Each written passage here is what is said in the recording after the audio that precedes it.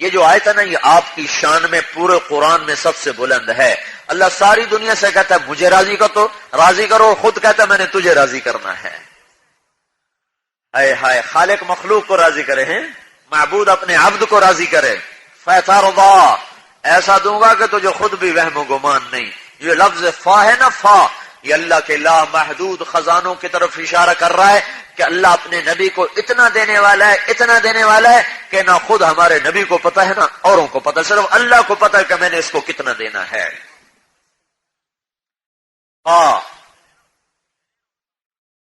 پا کا مطلب یہاں یہ ہے کسی کو اس کی سوچ سے زیادہ مل جائے نا تو وہ تو ایک دم پاگل ہو جاتا ہے. یہ کیا ہو گیا، یہ کیا ہو گیا. ایک آدمی کی 10 لاکھ کی لاٹری نکلی تو وہ اس کو وہ تھا جو ڈاکیا تھا نا، اس نے کہا پتہ نہیں مری نہ جائے، اس کو آہستہ آہستہ بتاؤں. کہنے لگا کون جی صاحب جی آپ کے 50,000 نکلے تو مجھے کیا دو گے؟ کہ تمہیں 1,000 دے دوں گا. اگر لاکھ نکلے تو پھر کیا دو گے؟ کہ تمہیں 10,000 دوں گا. اگر 2 لاکھ نکلے پھر کیا دو گے؟ کہ تمہیں 20,000 دوں گا. اگر تمہیں 3 لاکھ نکلیں، 5 لاکھ نکلیں، 10 لاکھ، انہوں نے کہا مذاق کر رہا ہے. اگر تیرے 10 لاکھ نکلیں تو پھر کیا دو گے؟ کہا آدھے تیرے آدھے میرے، تو ڈاکیا مر گیا وہیں.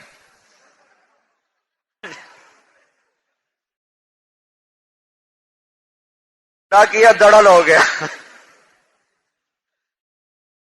فا کا یہ مطلب ہے، یہ فا کا مطلب ہے کہ وہ ملنے والا ہے کہ وہم و گمان نہیں ہے. یہ کیسے لطیفہ ہے. ایک واقعہ چشمدید سناتا ہوں فا کا مطلب سمجھنے کے لیے. ہماری 1984 میں دبئی کا یہ زائد بن سلطان جو مرحوم فوت ہو گئے، ان کا داماد آیا چلہ لگانے، تو میری اس کی تشکیل اکٹھی ہوئی. تو ہم محبت خان مسجد سے ایک گاؤں میں جا رہے تھے، تو ہم گاڑی میں بیٹھے تھے تو فقیر آ گیا پٹھان، خدائے دا پارا خدائے دا پارا کرتے کرتے نا گاڑی کے ساتھ لگ کے کھڑا ہو گیا، خدائے دا پارا خدائے دا پارا. اس کا مطلب تھا کوئی چلو 4 آنے دیتے ہیں، یہ گاڑی میں روپیہ دے دیں گے. تو اس نے جیب سے میں ہاتھ ڈالا تو 100 روپے کے نوٹ، اس نے ایک لوٹ نکال کے اس کو دیا. تو وہ ایسے یہ کاغذ ہے نا خدائے دا پارا خدائے دا پارا، تو اس کے ہاتھ میں آیا خدائے دا پارا خدائے، دیکھا نا 100 کہتا خا خا خا، اور جو بھاگا پیچھے مڑ کے نہیں دیکھا اس نے. اور میں نے کہا تمہیں پتہ یہ کیوں بھاگا ہے؟ کہا نہیں. میں نے کہا یہ اس لیے بھاگا ہے کہ وہ یہ سمجھا کہ غلطی سے 100 روپے دے دے کہیں واپس نہ لے لے، یہ اس لیے بھاگا جا رہا. میں نے کہا میاں مہربانی کر ہمارے غریبوں کو خراب نہ کر، ہم تو چوانی دے کر ٹرکا دو، تو 100 دے گا تو ہمارا بیڑا غرق ہے، تو مہربانی کر جہاں دینا مجھ سے پوچھا کر. یہ ہے فا کا مطلب. اس کی کھوپڑی گھوم گئی، اس نے سارے دن میں 100 کمانا تھا، 1984 کی بتا رہا ہوں، تو اس کو صبح صبح ہی 100 مل گیا، تو اس کے تو ہوا میں اڑ گیا وہ. فترضى میرے محبوب تجھے اتنا دینا ہے کہ تجھے خود نہیں پتا. تو یہ دونوں جہان کی عزتوں کا راستہ ہے. حضرت محمد صلی اللہ علیہ وسلم کی پاک زندگی، اس پہ آ جاؤ. عرب کے بدو رضی اللہ عنہ بن گئے، آسمان سے سلام اتر آئے، ابو بکر کو سلام آ رہا، اللہ سلام کہہ رہا ہے. ابو بکر سے پہلے حضرت خدیجہ کو سلام آیا کہ یا اللہ، جبریل ہے یا رسول اللہ، اللہ تعالیٰ خدیجہ کو سلام پیش کر رہے ہیں اور جنت میں بے جوڑ موتی کے گھر کی خوشخبری سنا رہے ہیں. کب یہ سلام آیا؟ جب حضرت خدیجہ کا سب کچھ اللہ کے نبی پہ لگ گیا. ابو بکر کو کب سلام آیا؟ جب تبوک کے موقع پہ سب کچھ اللہ پہ لگ گیا، تو پھر اللہ تعالیٰ نے پیغام بھیجا کہ ابو بکر کو میرا سلام پیش کیا جائے. یہ وہ لوگ ہیں جو کل تک پتھروں کے پجاری تھے. خولہ بنت ثعلبہ عورت ذات ہیں، عورت، ان کے خامد نے طلاق دی. طلاق تھی زہار. کوئی آدمی یوں کہے آج بھی تو میرے لیے بیوی کو میری ماں کی پشت کی طرح ہے، تو عورت اس پہ حرام ہو جائے گی. یا تو پھر غلام آزاد کرے، یا وہ 60 مسکینوں کو کھانا کھلائے، یا 60 روزے رکھے، پھر عورت حلال ہوگی. لیکن جب انہوں نے یہ کہا، اس وقت عرب میں دستور یہ تھا کہ وہ عورت اس پہ ایسی حرام ہوتی تھی کہ دوسرے نکاح سے طلاق ہو کر بھی نکاح نہیں ہو سکتا تھا. 3 طلاق سے بھی سخت بات تھی. جب انہوں نے طلاق دی، اوس بن صامت ان کے خامد ہیں، تو اٹھ کے آئی حضور کے پاس. اس حضرت عائشہ کنگھی کر رہی تھی آپ کو، کہنے کہ یا رسول اللہ، میرے خامد اوس نے مجھے طلاق دے دی ہے، تو اس میں آپ کا کیا فیصلہ ہے؟ طلاق زہار دی ہے. تو آپ نے کہا حرمتی علیہ خولہ، تو اس پہ حرام ہو گئی. کہ یا رسول اللہ آپ نظر ثانی فرمائیں، انہو ابو ولدی واحب الناس الیہ، میرے بچوں کا باپ بھی ہے، مجھے بڑا محبوب بھی ہے، زندگی ساری گزر گئی ہے تو غصے میں کہہ دیا آپ نظر ثانی فرمائیں۔ آپ نے کہا حرمت علیہ، خولا تو اس پہ حرام ہو گئی۔ انہوں نے کہا یا رسول اللہ افنا مالی افنا شبابی واکل مالی وتفرق اہلی ونفرت له بطنی، یا رسول اللہ میں بوڑھی ہو گئی، بچے جنتے جنتے میرا پیٹ پھٹ گیا، ماں باپ میرے مر گئے، پیسہ میرا ختم، اس بڑھاپے میں مجھے اور کون شادی کرے گا؟ ماں باپ نہیں کہ جن کے گھر بیٹھ جاؤں تو میں کس کے سہارے بیٹھوں؟ تو آپ نے دیکھا وہ تو مانتی نہیں ہے تو آپ چپ ہو گئے اور اپنا سر جھکا لیا۔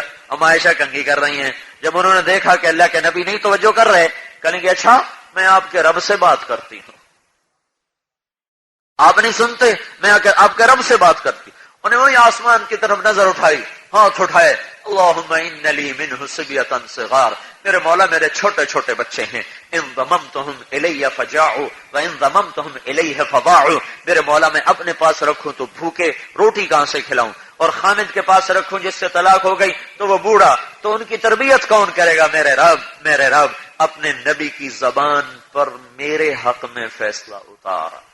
وہ دیکھ رہے ہو اللہ کو پابند کر رہی ہے، فیصلہ میرے خلاف نہ کرنا، میرے حق میں فیصلہ کرنا، جو کرنا ہے میرے حق میں کرنا ہے یا اللہ۔ اور یہ کہہ کر رونا شروع کیا۔ حضرت عائشہ رضی اللہ عنہا نے دیکھا کہ آپ پہ وحی آ رہی ہے، چہرہ بدل جاتا تھا، تو انہوں نے خولا کو کہا خولا چپ چپ چپ چپ، وحی آ رہی۔ تو خولا نے اور رونا شروع کر دیا کہ پتہ نہیں وحی میرے حق میں آ رہی کہ میرے خلاف آ رہی ہے، اور زیادہ رونا شروع کر دیا۔ جب آپ وحی ختم ہوئی تو آپ نے آنکھیں کھولیں، کہا خولا تجھے بشارت ہو، اللہ نے تیرے حق میں فیصلہ اتار دیا، اور یہ فیصلہ تاریخ میں محفوظ نہیں کیا گیا، حدیث میں محفوظ نہیں کیا گیا، یہ قرآن کا حصہ بنایا گیا۔ 28ویں پارے کو شروع کروایا گیا، قد سمع اللہ قول التی تجادلک فی زوجہا وتشتکی الی اللہ واللہ یسمع تحاورکما ان اللہ سمیع بصیر۔ بڑا خوبصورت مکالمہ ہے۔ اللہ کہہ رہے ہیں میں سن رہا تھا، اللہ نے سن لیا، سمع تو نہیں کہا، سمع اللہ، اللہ نے سن لیا۔ قول التی تجادلک فی زوجہا، یہ لمبا تعارف اس کی شان کو بڑھانے کے لیے، جسے ہم کہتے ہیں ڈاکٹر پی ایچ ڈی پتہ نہیں آگے پیچھے لگا کر، تو یہ کسی کی عزت کو بڑھانے کے لیے لقب بڑھائے جاتے ہیں، تو اللہ نے خولا کی عزت کو بڑھانے کے لیے قول التی تجادلک فی زوجہا وتشتکی الی اللہ، 5 لفظ اس کے لیے اتارے کہ میں نے سنا خولا کی بات، وہ آپ سے اقرار کروا رہی تھی، آپ انکار کر رہے تھے، پھر آپ نے سنا نہیں، اس نے مجھے سنایا تو میں نے سن لیا، میں نے اس طلاق کو ختم کر دیا۔ یہ 3 جرمانے ہیں، طلاق ختم، بیوی حلال، غلام آزاد کرے، نہیں تو 60 مسکینوں کو روٹی کھلائے یا 60 روزے رکھے، بیوی حلال۔